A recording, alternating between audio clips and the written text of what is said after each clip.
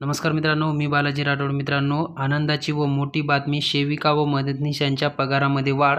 अंगणवाडी सेविकांना 5,000 रुपये तर मदतनीस यांना 3,500 रुपये या पगारामध्ये वाढ झालेली आहे. आता याची सविस्तर माहिती आपण या व्हिडिओच्या माध्यमातून घेणार आहात. त्यासाठी व्हिडिओ शेवटपर्यंत पहा. आपल्या चॅनलवर पहिल्यांदा झाला असेल तर चॅनलला सबस्क्राईब करून ठेवा. अशाच नवनवीन अपडेट तुम्हाला भेटत जातील. चला तर मित्रांनो, व्हिडिओ सुरू करूया.